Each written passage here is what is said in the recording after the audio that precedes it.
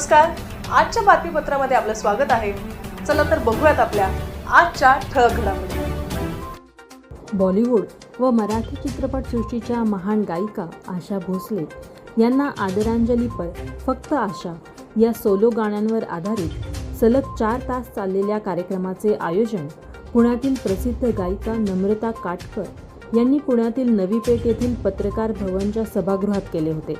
या कार्यक्रमात मकार एक सुरेल मैफिलच्या आयोजिका नम्रता काटकर यांनी गायिका आशा भोसले यांची विविध सोलो गाणी अतिशय वेगळ्या ढंगामध्ये सादर केली. या कार्यक्रमास प्रसिद्ध निवेदक सिद्धार्थ बेंद्रे, मकार एक सुरेल मैफिलचे सह आयोजक राजेंद्र विश्वासराव, प्रसाद मंडेलच्या, अखिल भारतीय कराओके सिंगिंगचे अध्यक्ष अशोक जाधव तसेच स्मार्ट सखीचा मित्रपरिवार व गफार भाई सिंगिंग टेक्निकचा सर्व मित्रपरिवार, गायक गफार मोमीन व संगीत क्षेत्रातील विविध मान्यवर मोठ्या संख्येने उपस्थित होते.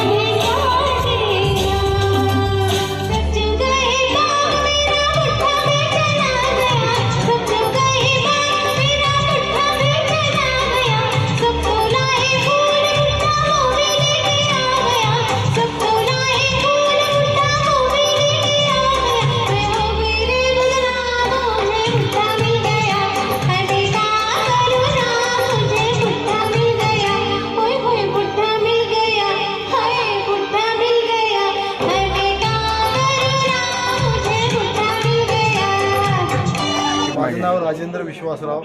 माझा आणि नम्रता दिदीचा मकार म्युझिकल ग्रुप नावाचा ग्रुप आहे आणि आम्ही त्या माध्यमातून संगीताची सेवा करतो.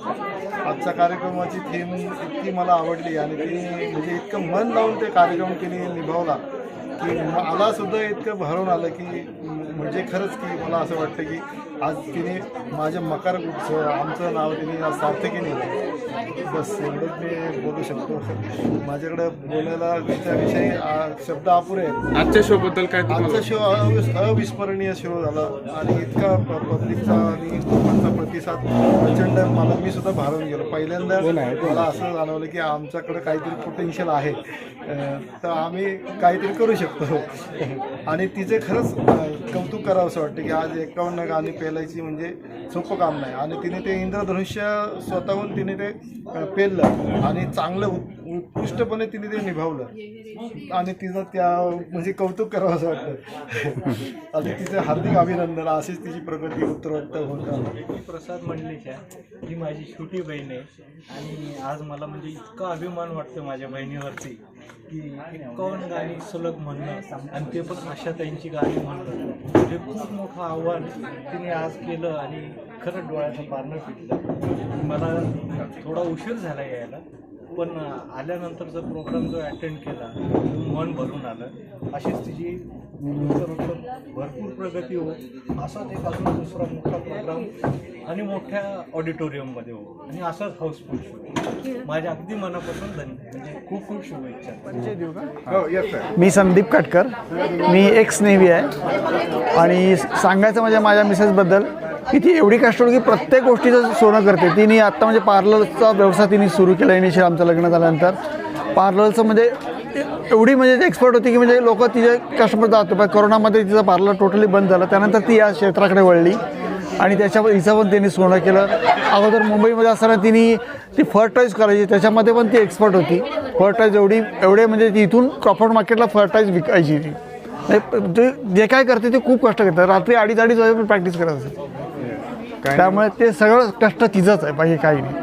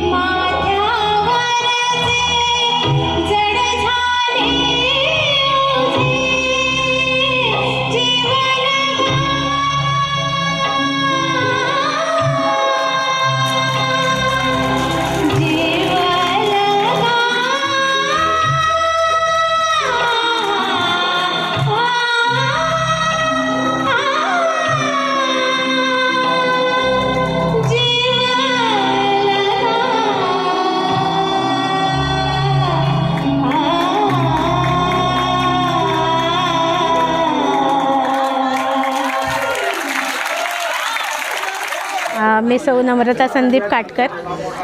मी तसं पेशाने मेकअप आर्टिस्ट आहे. गाणी मी सध्या शिकते. मी कुठं गाणं शिकलेली नाही आहे. माझी ही आवड आहे आणि माझ्या मिस्टरांमुळे मी खरं तर हे खूप काही अचीव करू शकते. अजून काय नेमकं आजची थीम होती? आज म्हणजे ॲक्च्युली हा कार्यक्रम मी असं डिझाईन केला नव्हता. हे फक्त मी 30-32 गाणी घेतली होती आणि सगळ्या गायिकांची मिळून घेतली होती गाणी. पण आशाताईंचं असं झाल्यामुळे मी तो फॉर्मॅट चेंज केला 15 दिवसापूर्वी आणि फक्त आशा 51 करायचा प्रयत्न केला.